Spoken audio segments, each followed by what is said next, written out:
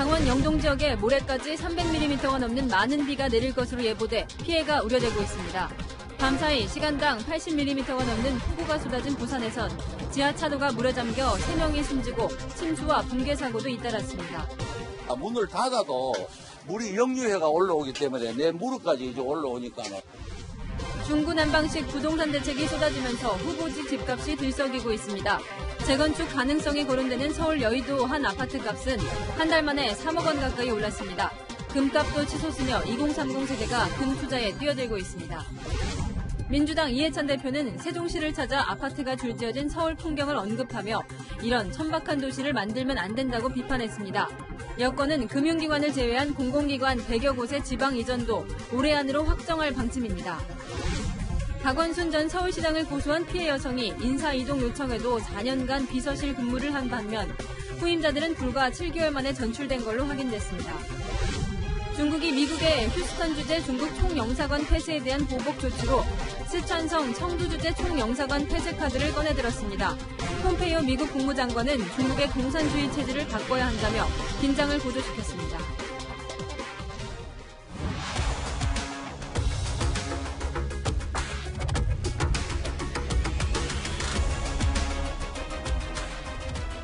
안녕하십니까. 뉴스의 동정민입니다. 이 본격적인 휴가철인데 장마는 끝나지 않고 오히려 집중호우가 쏟아지고 있습니다.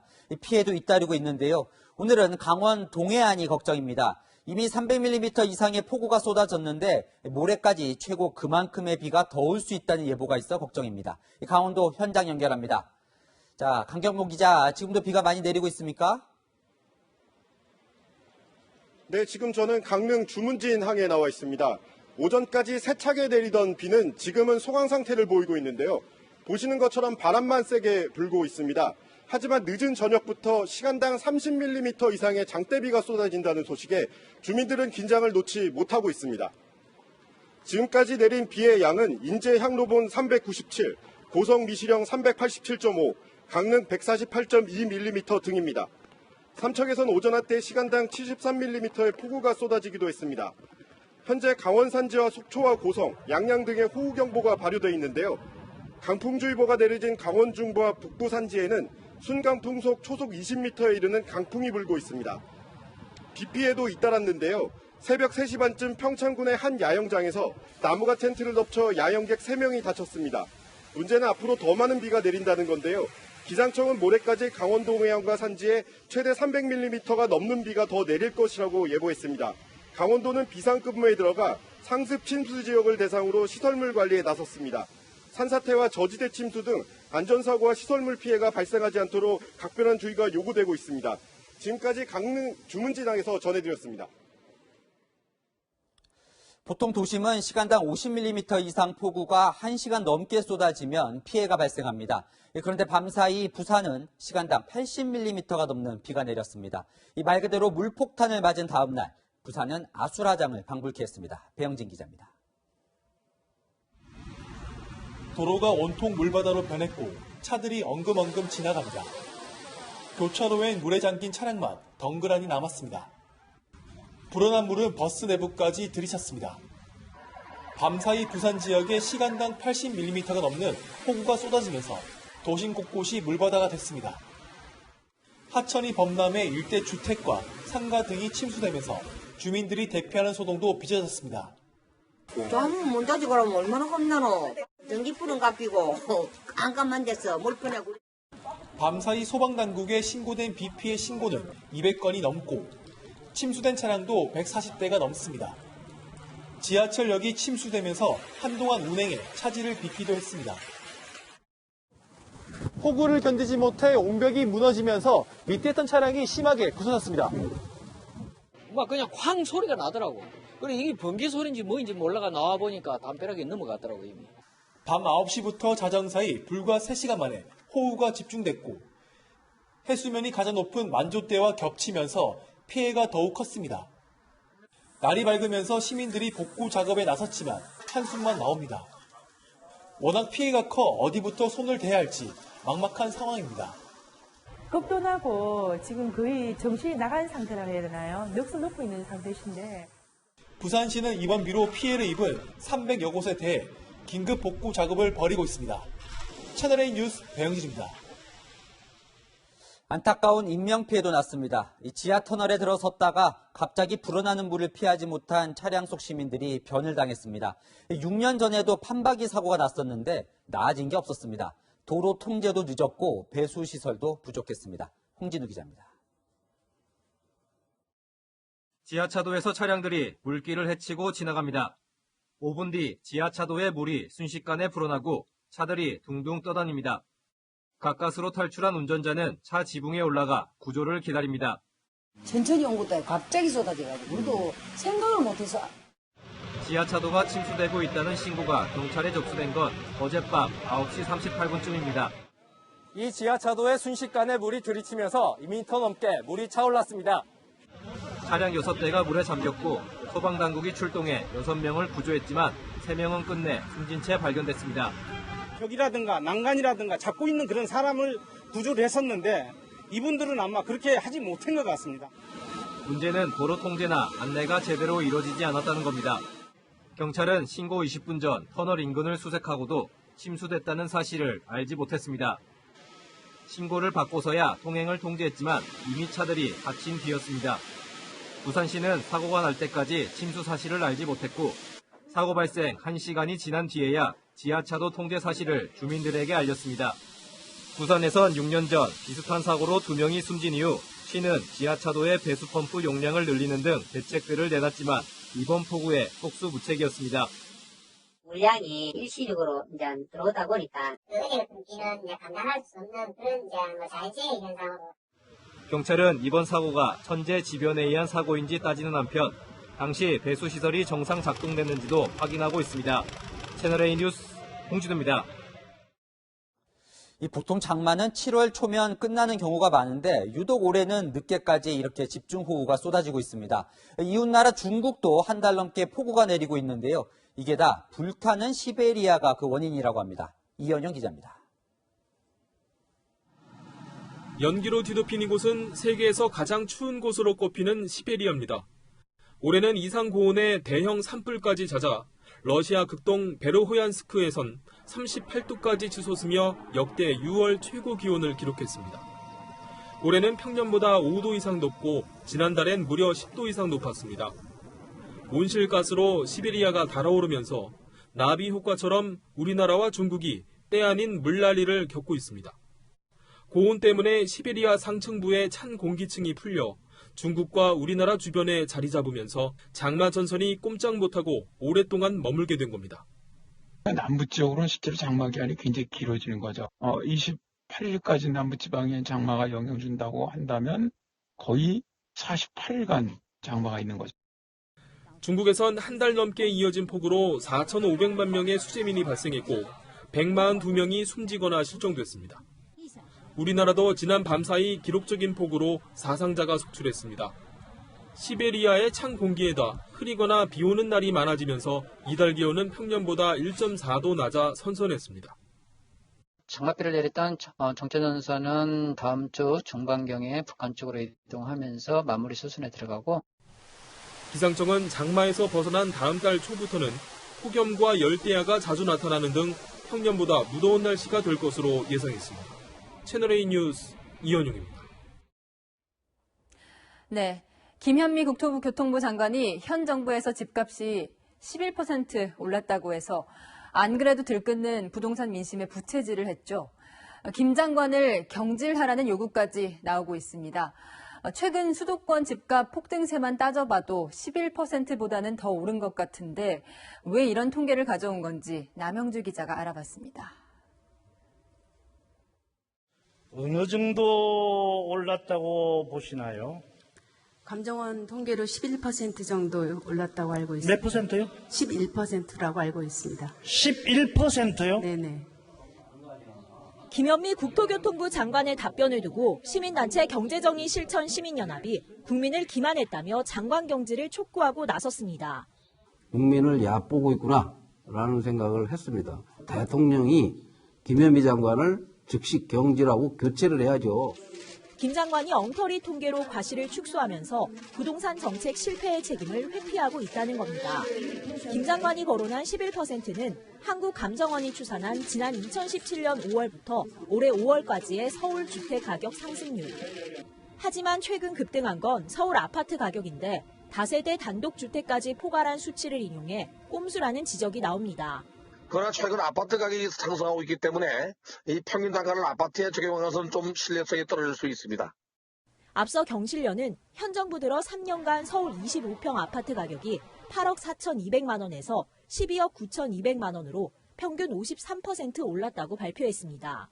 국토부가 근거로 삼는 한국감정원 통계는 감정원 직원이 거래가 없는 곳까지 평균을 내는 반면 경실련이 참고하는 KB시세는 실거래가와 호가를 온라인으로 취합해 조사 방식에도 차이가 납니다. 채널A 뉴스 남영주입니다. 여기에 더해서 이해찬 더불어민주당 대표가 오늘 이런 발언을 했습니다. 서울처럼 천박한 도시를 만들면 안 된다. 행정수도 필요성을 강조하는 강의 자리에서 한 말입니다. 강병규 기자가 전해드립니다. 이해찬 민주당 대표는 세종시청 강연에서 한강변에 아파트가 들어선 서울을 천박한 도시에 비유했습니다. 서울 한강변은 배를 타고 지나가면 저기는 무슨 아파트 한 평에 얼마. 우리는 한강변에 맨 아파트만 들어서 가지고 이런 천박한 그런 도시를 만들면 안 되는 거거든요. 그러면서 품위 있고 성숙한 도시를 잘 만들어 나가야 하는데 세종시가 10년을 허송세월했다고 지적했습니다. 이 대표는 또 헌재의 2004년 행정수도특별법 위헌 결정에 대해 어이가 없었다면서 노무현 전 대통령 탄핵 직후라 대응이 어려웠다고 말했습니다. 노무현 대통령도 그렇고 저도 그렇고 이건 도저히 승복하지 못하겠다라는 게 심정이었는데 그거를 얘기하면은 대통령이 또 탄핵이 돼요. 이제 상황이 바뀐 만큼 행정수도를 완성하겠다고 강조했습니다. 이처럼 민주당은 행정수도 이전을 서두르면서 동시에 서울과 수도권에 있는 공공기관의 지방 이전도 추진합니다.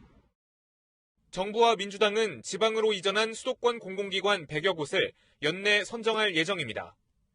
다만 산업은행과 같은 국책은행은 이전 대상에서 제외될 것으로 보입니다. 검토됐던 서울대는 이전하지 않는 쪽으로 무게가 실리고 있습니다.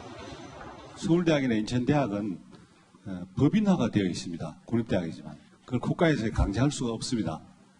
사립대학은 특히 그렇게 할 수가 없고요. 그런 어려움이 있습니다. KBS 이전 가능성에 대해서는 청와대는 검토한 바 없다고 선을 그었습니다. 채널A 뉴스 강병규입니다. 이렇게 여당과 정부가 모두 부동산 민심에 불만 붙이는 모양새입니다. 청와대는 어떨까요? 오늘 예상대로 다주택 논란에 휩싸인 참모 3명을 교체했습니다.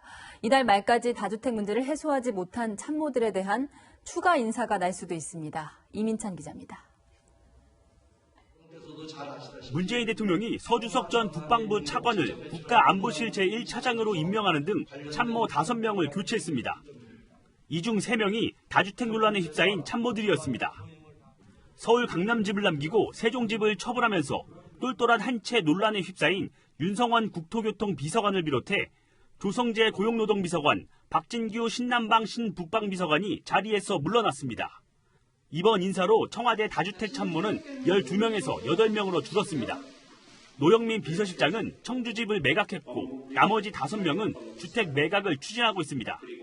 김거성 시민사회 수석은 입주권 전매 제한으로 주택 처분이 어렵다는 뜻을 전했고 김혜숙 인사수석과 황덕순 일자리 수석은 특별한 입장을 밝히지 않고 있습니다. 당초 교체설이 나왔던 김조원 대통령 민정수석은 이번 인사에서 빠졌는데 강남주택 한 채를 팔기로 한 게 영향을 미쳤다는 이야기도 나옵니다. 청와대 고위 관계자는 근무 기간이 긴 참모를 교체한 것이라고 설명했지만 야당은 사실상 다주택 여부가 인사 기준이 됐다고 지적했습니다. 다주택자라고 교체당하고 1주택자라고 선택당했으니 희한하다 못해 황당할 지경입니다. 부동산 정책에 대한 민심 이반이 큰 만큼 조만간 단행될 추가 인사에서도 다주택 여부가 반영될 가능성이 큽니다. 문재인 대통령의 국정수행 조사에서 부정평가가 긍정평가보다 높았는데 부정평가의 이유 1순위로 부동산 정책이 꼽혔습니다. 청와대는 이달 말 다주택 참모들의 주택 처분 현황을 발표할 예정입니다. 채널A 뉴스 이민찬입니다. 내 지갑은 가볍다고 생각하시는 분들이 많겠지만 초저금리 기조 때문에 지금 시중에 돈이 많이 풀려 있습니다. 이 돈이 다 생산적인 곳에 쓰여야 할 텐데 다시 투자로 몰려서 부동산, 주식, 금값만 오릅니다. 먼저 재건축 아파트 규제를 풀겠다고 공식 발표를 한 적도 없죠.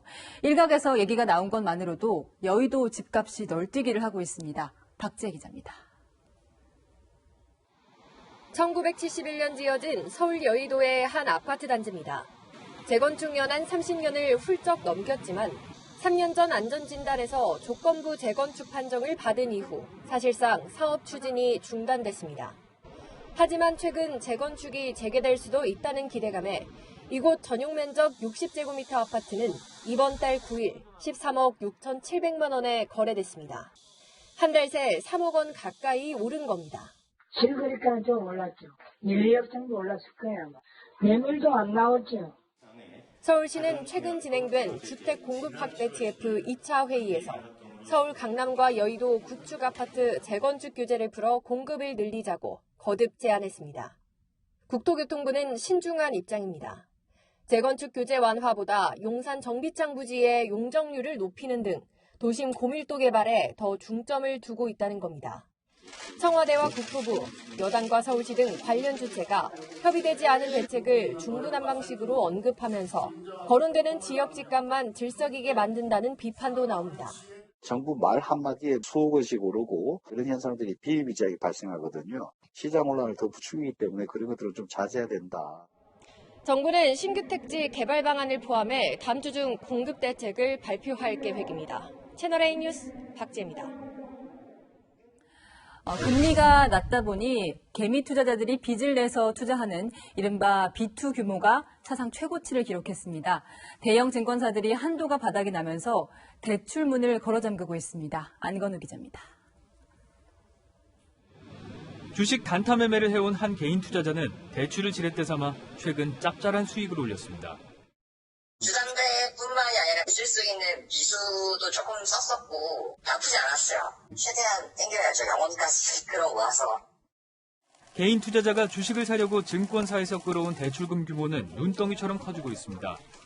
코로나19 폭풍이 몰아쳤던 지난 3월 6조 4천억 원대였던 증권사 대출금은 넉 달 만에 13조 6천억 원대로 불어나면서 최고치를 갈아치웠습니다. 주식을 담보로 받은 대출도 17조 원을 훌쩍 넘어섰습니다.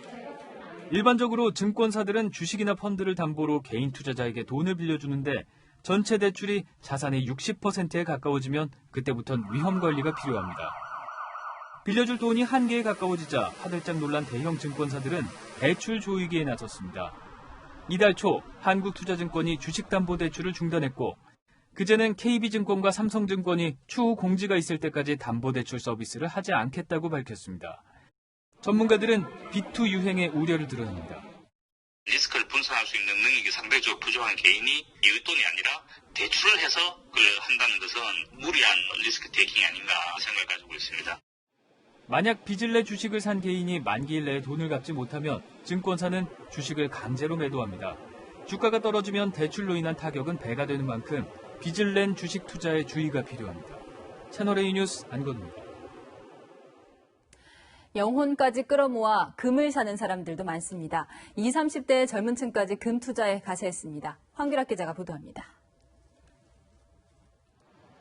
평소 가지고 있던 금붙이를 팔려는 사람들이 귀금속 가게마다 줄을 잇습니다.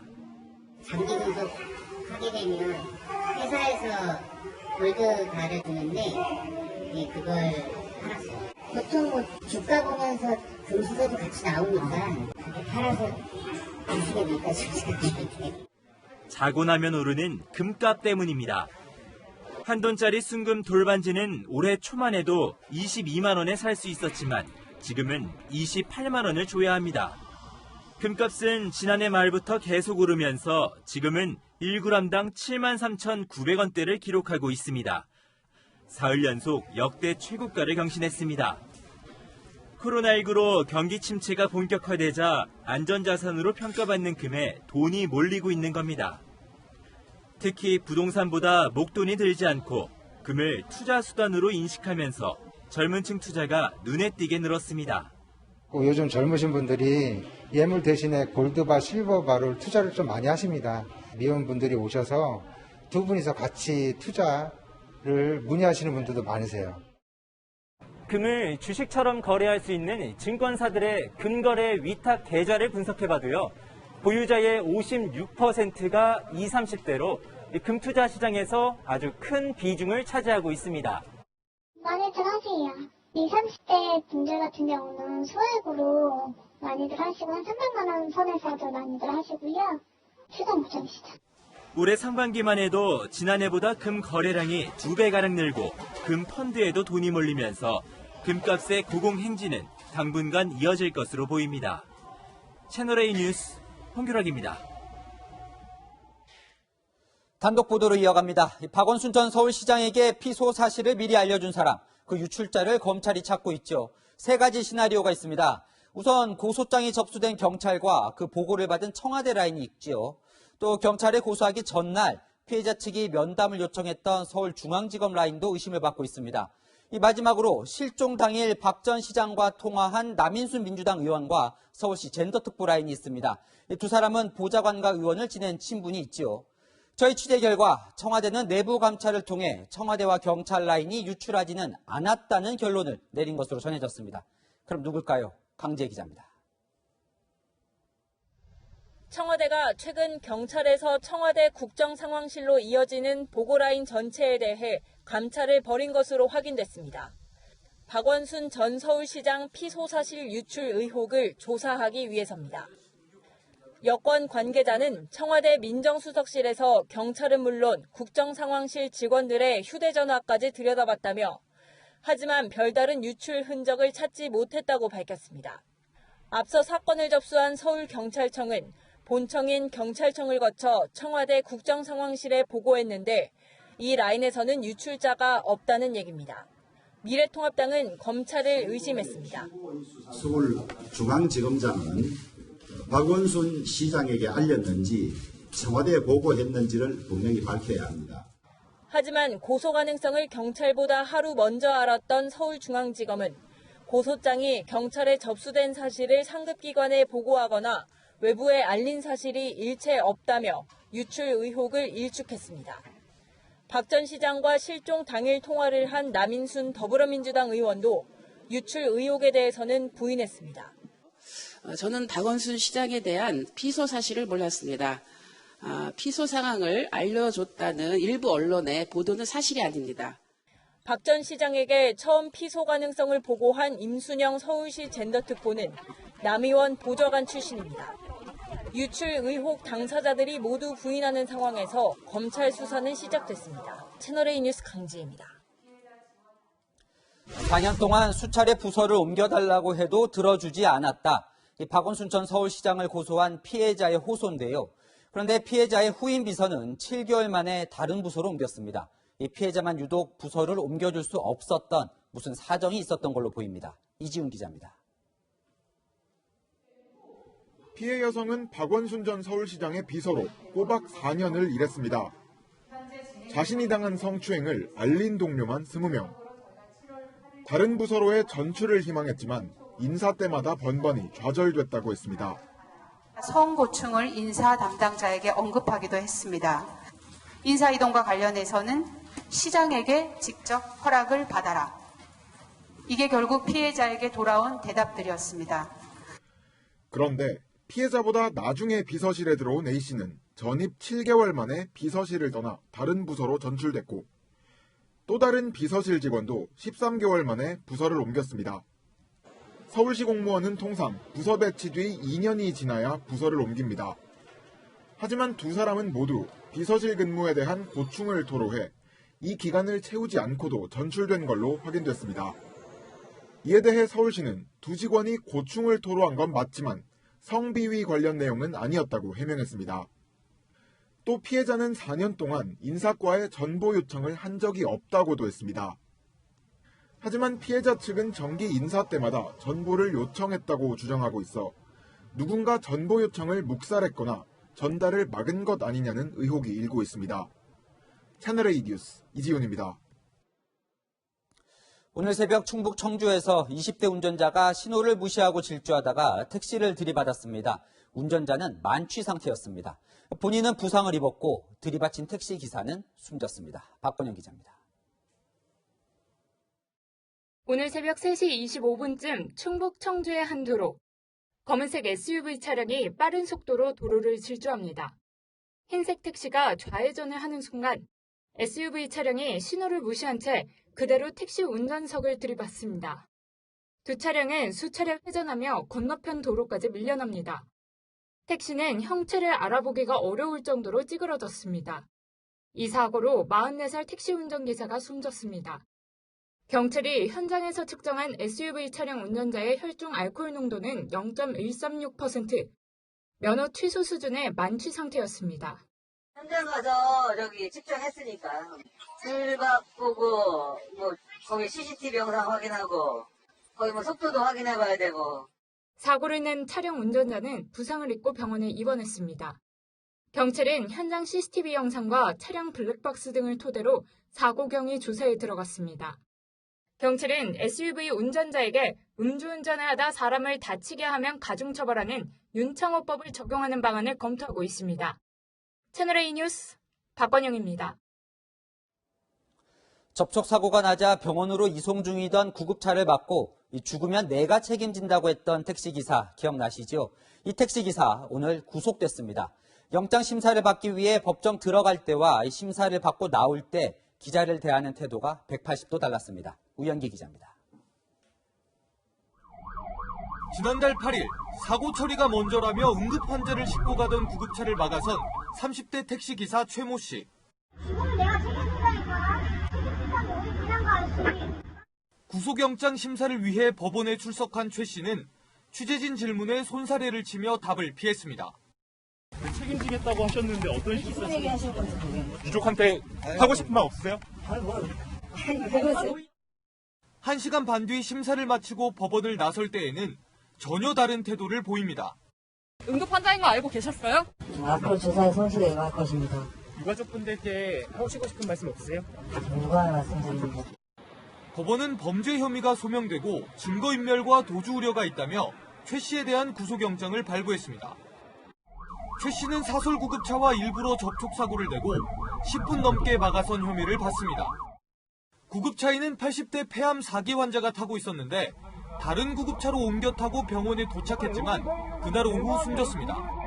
환자의 가족이 청와대 국민청원 게시판에 택시기사를 처벌해달라는 글을 올리면서 사건이 알려졌고 오늘 현재 72만 명이 넘게 청원에 동의했습니다.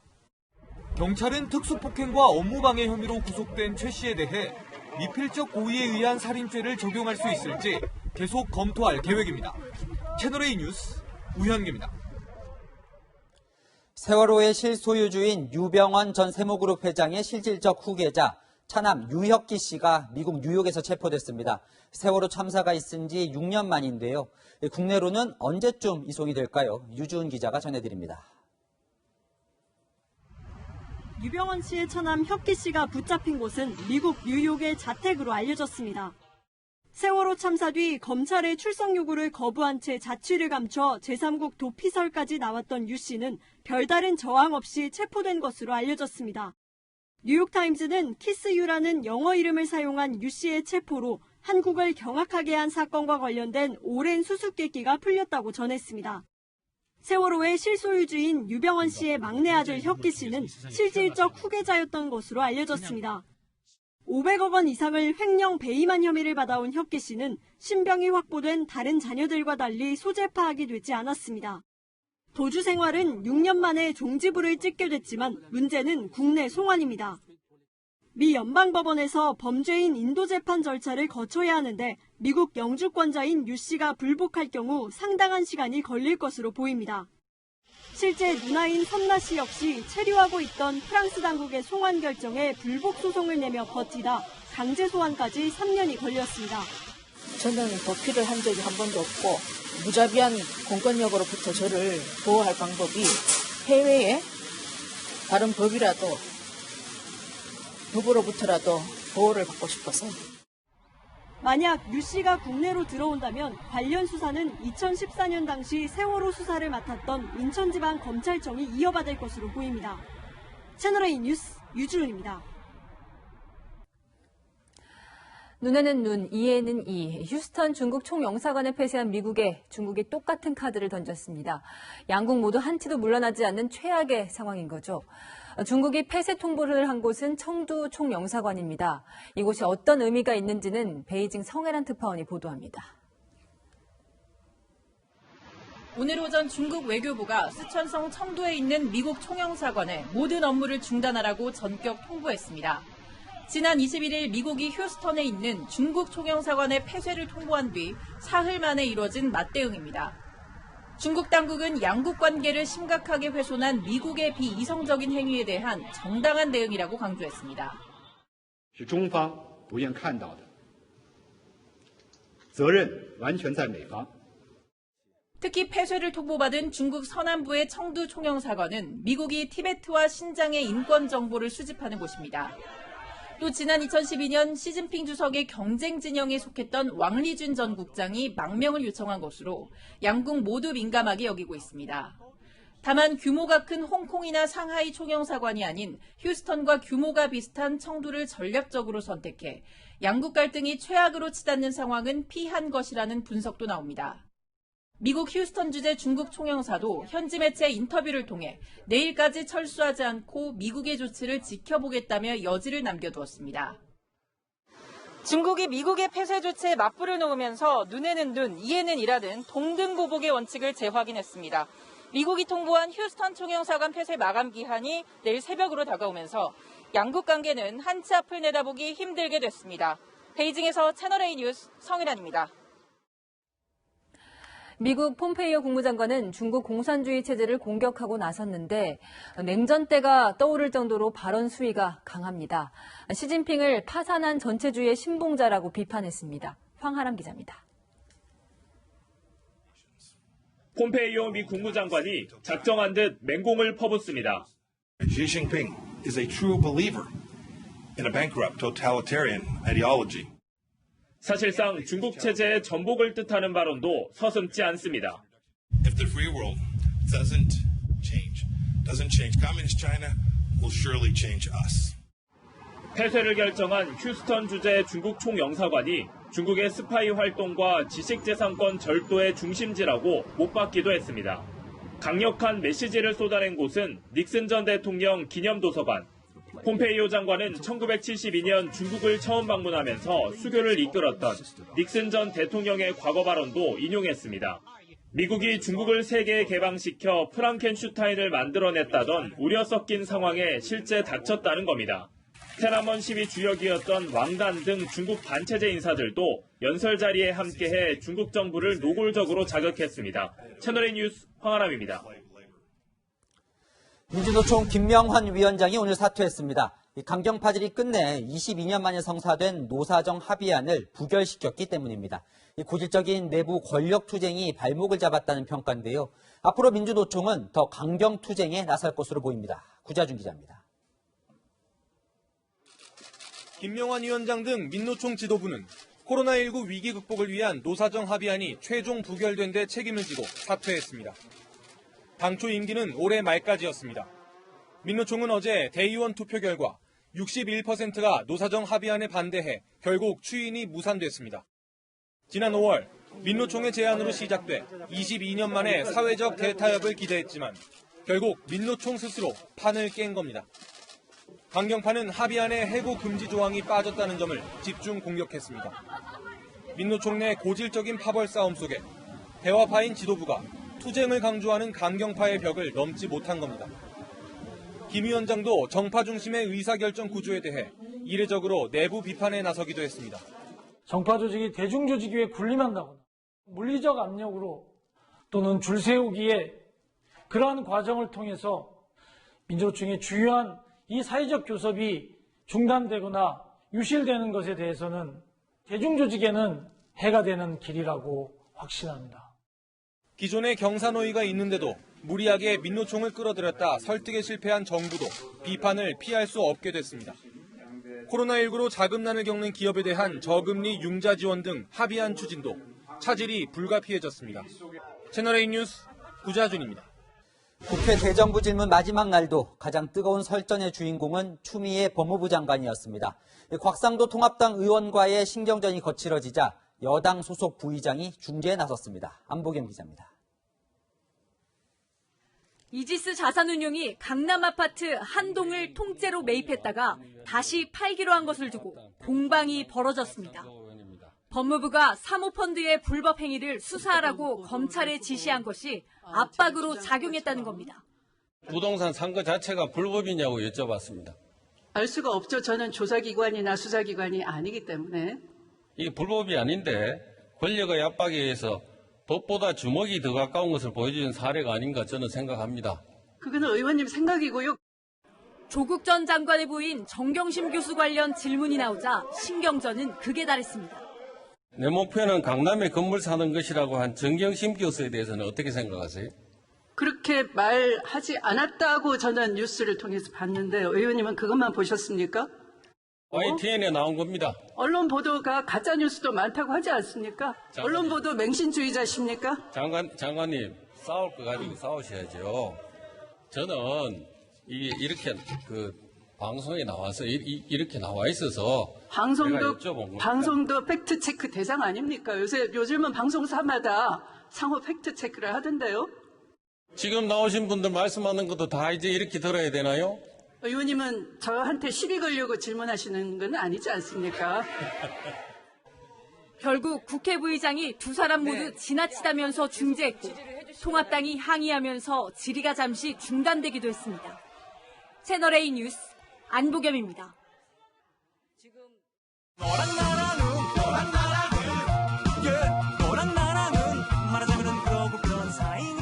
열왕야랑 시작합니다. 정치부 이동훈 기자 나와 있습니다. 첫 번째 드릴게요. 네. 자, 이탈표를 찾아라. 그러니까 어제 추미애 법무부 장관 탄핵 소추안이 부결됐는데 네. 그 표결 결과를 두고 오늘까지 뒷말이 나옵니다. 네, 어제 정청래 더불어민주당 의원이 SNS에 글을 올렸는데요. 미래통합당 야권 진영 무소속을 합치면 110명인데 찬성은 109명이었다며 찬성을 안 찍은 범인 한 명은 누구냐고 물었습니다. 이게 이름을 밝히지 않는 무기명 투표라 이게 누구가 네. 알 수는 없는데 그러니까 이 보수 야권에서 한 명이 이제 찬성을 안 했다는 거죠. 네, 정청래 의원 계산대로라면 범야권 중 한 명이 이탈표를 던진 셈이 되는 겁니다. 그런데 진중권 전 교수가 바보 아니냐고 꼬집었습니다. 변수가 하나 있었기 때문인데요. 어제 범야권 110명 중 3명이 투표에 불참했습니다. 110명이 아니라 107명이었던 거죠. 그런데 109명이 찬성했으니 두 표는 범야권 표가 아닌 겁니다. 그러니까 이탈표가 야권이 아니라 여권에서 나왔다는 거네요. 그럼 네. 이제 여당에 물을 차례인가요? 네, 누가 찬성표를 던졌는지는 알 수 없습니다. 다만 추 장관이 여당 의원들과도 날선 공방을 주고받은 적이 있습니다. 장관님 같은 분들도 검사들하고 같이 일을 하게 되면 검사들에게 순치되어 가는 게 아닌가. 제가 좀 지나친 얘기일까요? 네, 지나치다고 생각합니다. 조금 있다가 장관 열심히 흔들면 저 자리 내 자리 되겠지 하고 장관만 바라보시고 야당 역할을 하시면 안 되고. 송 의원이 찬성표를 던졌다는 취지는 아님을 다시 한번 말씀드립니다. 그런데 국회의원은 한 명 한 명이 헌법기관인데 누가 이탈표를 던졌는지 꼭 찾아야 됩니까? 저도 찾을 필요 없다고 생각하는데 정치인들 생각은 좀 다른가 봅니다. 통합당 역시 민주당을 향해 이탈표가 나왔다며 균열이 시작됐다 이렇게 공세를 펴는데요. 숫자를 세고 있을 시간에 국민을 위하는 일이 무엇인지 더 고민하는 게 어떨까 싶습니다. 네, 다음 주제 보겠습니다. 네. 이인영 통일부 장관 후보자에 대한 인사청문 보고서가 오늘 결국 민주당 단독으로 채택이 됐는데요. 네. 자, 어제 청문회에서 이 후보자와 뜨겁게 이 주체 사상 공방을 벌인 태영호 의원에 대한 여당의 공세가 오늘도 계속됐죠? 네, 청와대 행정관 출신이 문정복 민주당 의원은 태영호 의원이 문재인 대통령을 조선 선조에 비교했다며 변절자의 발악으로 보였다고 비판했습니다. 하지만 태 의원은 실제 이런 말을 하지 않았거든요. 문 의원이 잘못 알고 변절자라고 비판했다가 뒤늦게 해당 글을 삭제했습니다. 이 변절자는 주로 북한에서 이제 배신을 했다 이런 의미에서 이제 탈북자에게 많이 쓰는 말인데, 네. 자 예전에 북한에도 갔었던 뭐 통일의 꽃이라고도 불렸던 임수경 전 의원도 변절자라는 표현을 썼던 기억이 납니다. 네, 8년 전 임수경 당시 민주통합당 의원이 탈북자들과 우연히 시비가 붙자 근본도 없는 탈북자 땡땡들 하태경하고 북한 인권인지 뭔지 아는 이상한 짓 하고 있다지 변절자 땡땡 이렇게 폭언을 했습니다. 저 당시에 논란이 되자 당시 임 의원은 저 말을 탈북자에게 한 게 아니라 같이 학생운동을 하다가 새누리당으로 간 하태경 의원에게 썼던 말이다. 이렇게 해명을 했죠. 네, 당시에 당대표 선거에 나온 이해찬 대표는 이 문제를 앵커가 계속 물어보자 인터뷰를 일방적으로 중단하기까지 했습니다. 임수경 의원 발언 문제는 어떻게 생각하십니까? 탈북자에 대해서 변절자라고 한 건 아니다. 이 문제가 당분간 여러 경로를 통해서 오늘 논란이 인터뷰를 될 수도 계속 이렇게 있는데요. 하실 겁니까? 제가 그만하겠습니다. 제가 다시 질문을 드립니다. 자유를 찾아 목숨을 걸고 남한으로 온 탈북자들에게 변절자라는 표현은 대단히 부적절해 보입니다. 자, 이번 국회는 좀 다를까 했는데 싸움으로 일관하는 21대 국회도 점점 기대감이 옅어집니다. 지금까지 여랑야랑이었습니다. 다음 뉴스입니다. 미국에서 코로나19 전파가 잦아들 조짐이 안 보입니다. 트럼프 대통령도 결국 백기를 들었습니다. 학교 개학을 연기하고 선거 유세도 취소했습니다. 윤수민 특파원입니다. 이달 초 개학을 압박하며 학교 정상화를 강조했던 트럼프 대통령. And we're going to be very strong on that. We're going to be very, very powerful in that view. We want our schools open in the fall. 온라인 수업만 받는 유학생에 대해 비자도 취소하겠다고 엄포를 놨지만 불과 2주 만에 말이 180도 바뀌었습니다. In cities or states that are current hotspots, and you'll see that in the map behind me, districts may need to delay reopening for a few weeks. 미국 내 코로나19 확진자가 400만 명을 넘어서자 트럼프 대통령도 백기를 든 겁니다. 미국은 이달 초 300만 명 확진자가 나온 뒤 보름 만에 100만 명이 추가 감염되는 등 코로나19가 무서운 속도로 퍼지고 있습니다. 이곳 캘리포니아주는 그동안 미국에서 확진자가 가장 많았던 뉴욕주보다 더 많은 확진자가 발생하고 있는데요. 대다수 학교들은 이미 온라인 수업 방침을 내놨고 가을 학기 개학 연기까지 검토하고 있습니다. 최근 환자가 급증한 캘리포니아와 플로리다 등이 가장 먼저 개학 연기를 결정할 것으로 예상됩니다. 트럼프 대통령은 다음 달 대선 후보 수락 선거 유세도 전격 취소했습니다. The timing for this event is not right. It's just not right with what's happened recently, the flare-up in Florida. To have a big convention is not the right time. 지난달 20일 선거 유세를 강행했던 오클라호마주 털사에서 확진자가 속출했다는 비난을 의식한 것으로 보입니다. 미국 캘리포니아에서 채널A 뉴스 윤수민입니다. 우리 정부는 방역과 일상의 균형을 찾겠다는 방침입니다. 당장 모레부터 프로야구를 다시 현장에서 볼 수 있습니다. 이민준 기자입니다. 이라크 파견 근로자 293명이 공군의 공중급유기를 타고 오늘 고국 땅을 밟았습니다. 이 중 80여 명이 유증상자라 신규 확진자가 크게 늘 것으로 보이지만 정부는 방역과 일상의 균형을 찾기로 방향을 잡았습니다.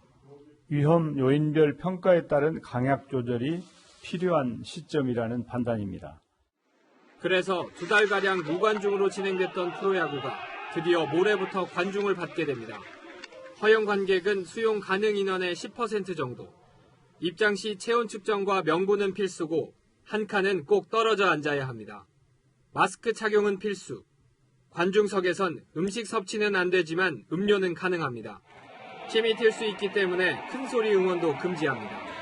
야구 팬들은 기대와 걱정이 엇갈립니다. 아무래도 이제 좀 우려가 되긴 하죠. 지금 이제 조금 확진자 수도 줄어들고 있는데 다시 급증하지 않을까 우려가 됩니다. 약간의 사회적 거리두기를 하면서 병행을 하면서 관람할 수 있는 것은 팬으로서 찬성하는 바입니다. 다만 확진이 우려스러운 전남 광주 지역은 이번 관중 입장에서 제외됐습니다. 야구를 뒤이어 축구가 8월 초 관중을 받고 프로골프는 8월 말 다시 논의하기로 했습니다. 코로나19를 뚫고 프로스포츠가 돌아오고 있습니다.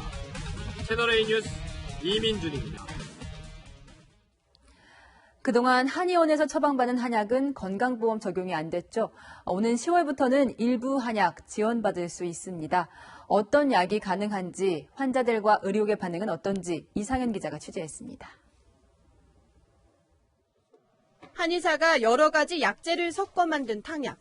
첩약으로 불리는 이 한약은 처방에 따라 가격도 천차만별입니다. 한약 가격이 조금 비싸다 보니까 짓기가 조금 더 이렇게 고민스러웠던 것 같아요. 정부는 일부 첩약에 올 10월부터 시범적으로 건강보험을 적용하기로 했습니다. 대상은 안면 신경마비, 뇌혈관 질환, 후유증, 월경통 3가지 질환입니다. 1년에 최대 열흘까지 첩약 가격을 15만 원 정도로 잡고 절반을 건강보험으로 지원하기로 했습니다. 환자는 절반인 약 7만 5천 원 정도만 부담하면 됩니다.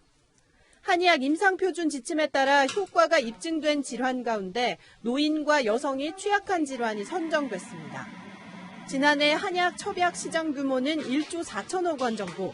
정부는 건강보험에 적용되면 환자의 경제적 부담이 낮아질 뿐만 아니라 약재의 유통과 처방 과정을 관리할 수 있어 안정성이 보장될 수 있다고 설명합니다. 한의학에 대한 보다 합리적인 그 건강보험의 급여를 통해서 첩약의 과학화 또 제도화의 좀 기틀에 대한 논의가 이루어지고. 하지만 대한의사협회 등 7개 의학단체는 안정성과 효과가 입증되지 않은 첩약에 한 해 500억 원의 예산을 투입해서는 안 된다며 강하게 반발하고 나섰습니다.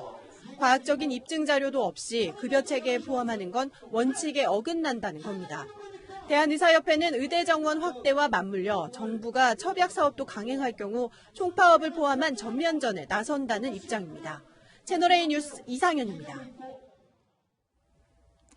MBN 경영진과 법인이 임직원 명의 차명대출금으로 자사주를 사들이는 등 출범 당시 자본금을 불법 충당한 혐의로 1심에서 유죄 판결을 받았습니다. 서울중앙지방법원은 이유상 매경미디어그룹 부회장과 류호길 MBN 대표에게 각각 징역 2년과 징역 1년 6개월의 집행유예를 선고하고 장승준 MBN 대표에겐 벌금 1,500만 원을 선고했습니다. MBN 법인에 대해서도 벌금 2억 원을 선고했습니다. 한 팔레스타인 청년의 지극한 효심이 화제가 되고 있습니다. 이 코로나19로 병원 면회가 금지되자 어머니를 만나기 위해 매일 병원 벽을 탔는데 어머니는 결국 세상을 떠났습니다. 한수아 기자입니다. 벽을 타고 기어올라 건물 2층 창문 난간에 올라서는 한 청년. 수상해 보이지만 코로나19 확진 판정을 받은 어머니를 창밖에서라도 지켜보기 위해 매일같이 벽을 탄 아들입니다. يعرف حاله انه راح ينصاب فالواحد بخاطر في حاله عشان ابوه وعشان امه بدخل طلعت دقائق وحدي اضطريت اني اطلع لاني عشان وضعها الصحي يعني شوي فبدي اغير. 그러나 백혈병까지 앓고 있던 어머니는 지난 16일 결국 세상을 떠났습니다. 15년 전 아버지를 잃고 서로 의지해 살아왔는데 어머니가 마지막 숨을 내쉬는 순간까지 아들은 창가를 떠나지 않고 지켜봤습니다.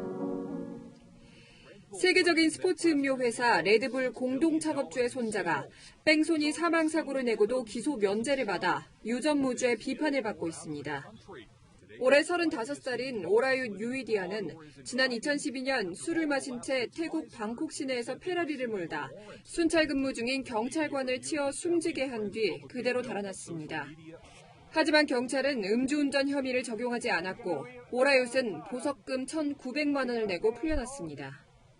이후 오라윳은 해외를 떠돌며 호화 도피 생활을 해왔는데 지난 12일 검찰이 기소를 철회하면서 8년 만에 면죄부를 받게 됐습니다.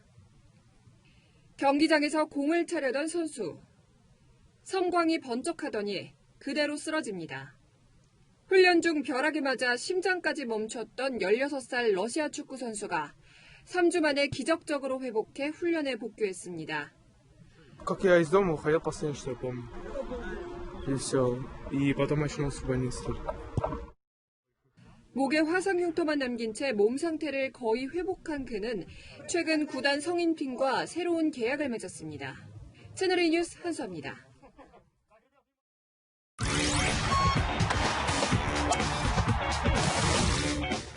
안녕하십니까. 스포츠 뉴스입니다. 오락가락 홈런 판정으로 탈만했던 고척 스카이돔이 새 단장을 했는데요. 때맞춰 특급 홈런 타자도 가세해 화제를 모으고 있습니다. 취재 기자 연결합니다. 김유빈 기자. 네, 불과 일주일 전 제 뒤로 보이는 외야 관중석에서 홈런 논란이 불거졌습니다. 분명히 관중석으로 공이 이렇게 떨어졌는데 홈런에서 2루타로 뒤바뀐 겁니다. 어떻게 된 걸까요? 지난 16일 NC 노진혁이 친 타구가 좌중간 관중석에 떨어집니다. 의심 없이 베이스를 도는 노진혁. 그런데 비디오 판독 결과 2루타로 정정됩니다. 고척돔 펜스가 말썽이었습니다. 지난주 서울시설관리공단 측과 함께 공사 현장을 둘러봤습니다. 철제 펜스와 안전 펜스로 이뤄진 외야 펜스. 이 펜스를 넘겨야 홈런인데 시설이 낡아 틈이 생겼고 그 사이로 공이 빠져나간 겁니다. 외야가 이렇게 쭉 있잖아요. 네. 이렇게 긴 구간이 몇 군데 되는? 10여 군데 정도. 10여 군데. 네. 현재는 공사로 틈을 모두 메운 상태입니다. 오늘 선수들은 새 단장한 구장에서 기지개를 켰습니다. 새로운 홈런 타자가 눈길을 끌었는데요.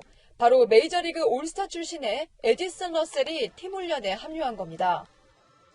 I want to do. I'm committed to this team. I'm all in on this team, and to top off a great season that they're already having, it would be really awesome to win a Korean series. 이르면 주말 경기에 투입될 러셀. 새 단장한 고척돔에서 화끈한 홈런포를 터뜨릴지 주목됩니다. 네, 현재 4회가 진행 중인데요. 키움과 롯데가 4대4로 동점 상황입니다. 지금까지 고척에서 채널A 뉴스 김유빈입니다. 구기 종목에서 가장 빠른 공은 배드민턴의 셔틀콕인데요. 그 속도만큼이나 파괴력도 대단합니다. 올림픽 배드민턴 경기 못지않게 재미있는 셔틀콕 묘기를 취재했습니다. 염정원 기자입니다. 수박이 등장하고 셔틀콕을 날리자 자석이라도 붙은 듯 순식간에 수박에 박힙니다. 딱딱한 멜론도 금이 가고 태이기 시작하더니 셔틀콕이 그대로 꽂힙니다. 오이부터 배추, 사과, 맥주캔, 그리고 송판까지 못 깨는 게 없습니다. 3명이 동시에 날린 셔틀콕도 다 받아냅니다. 무게는 겨우 5.5g. 하지만 거위털 16개로 이뤄진 셔틀콕은 최고 시속 330km로 날아갑니다. 가볍지만 이 빠른 속도로 엄청난 위력을 발휘하는 겁니다. 고등학생 때까지 유망주로 촉망받았지만 어려운 형편 때문에 라켓을 놓았던 김진수 씨. 대학 졸업 후 다시 라켓을 잡으면서 새로운 재미에 빠졌습니다. 되게 손맛이 있어요. 공을 때릴 때 그 손맛을 잊지 못해서 이 배드민턴에 중독이 되고 하거든요. 인터넷 개인 방송을 통해 멋진 기술과 묘기가 입소문을 타면서 코치로 활동하는 사회체육계에서는 셔틀콕 묘기왕으로 통합니다. 공평한 운동이라고 생각이 돼요. 아무리 20대 남자, 운동신경 좋은 사람이어도 60대, 70대 할아버지한테 질 수 있는 운동이거든요. 엘리트 선수의 길은 포기했지만 배드민턴을 즐기는 방법은 무궁무진합니다. 채널A 뉴스 염정원입니다. 지금 서울 등 내륙지방은 약한 비만 오락가락할 뿐 대체로 잠잠한데요. 밤사이 강원 영동과 경북 북부 동해안 지역에는 많은 양의 수증기가 유입되면서 한 차례 폭우가 더 집중되겠습니다. 앞으로 강원 영동 북부 많은 곳에는 300mm 이상, 경북 북부 동해안에는 최대 150mm의 비가 쏟아지겠고 그 밖의 내륙에도 5에서 50mm의 비가 더 예상되고 있습니다. 비가 그치는 시점을 한번 살펴보면 서울 등 서쪽 지역은 내일 정오 무렵에 대부분 그치겠고요. 강원 영서와 영남 지역은 내일 밤에는 모두 그치겠습니다. 일요일에는 충청 이남에 다시 비가 시작되겠고요. 이 비는 월요일 전국으로 확대돼 주 후반까지 이어지니까요. 일정에 참고하시고 안전사고에도 계속 대비해 주시기 바랍니다. 내일까지 해안가와 산지에는 강풍이 몰아치겠고 해상에는 풍랑특보가 내려진 가운데 내일 바다의 물결은 전해상에서 최고 3에서 4m까지 매우 높게 일겠습니다. 이번 장마는 다음 주 중후반에 마무리될 걸로 기상청은 전망하고 있습니다. 날씨였습니다. 오늘 경기도 과천의 새 아파트 청약 당첨자가 발표됐습니다. 5만 명이나 몰렸는데 최고점은 청약 가점 만점에 가까운 83점이었습니다. 이 만점을 받으려면요, 부양가족이 6명을 넘거나 무주택 기간이 15년을 넘어야 합니다. 청약 통장에 일찍 가입할수록 당연히 유리하죠. 저같이 결혼 안 한 30대는 아무리 노력해도 오늘 청약에 당첨된 사람들이 받은 점수 60점대 이상을 만들기 어렵다는 결론이 나옵니다. 30대의 아우성에 정부가 이들을 위한 주택을 특별 공급하겠다고 하자 이번엔 40, 50대가 반발하고 나섰습니다. 그러지 않아도 청약 당첨이 로또 수준인데 그나마 없는 물량도 또 줄어든다는 거죠. 현실은 이렇게 정글 같은데요. 정부는 장밋빛 이야기만 하고 있습니다. 이 국민 대다수가 이 노래와 정반대의 집 스트레스에 시달리고 있는 요즘, 더 괴로운 건 출구가 안 보인다는 겁니다. 내일도 뉴스입니다.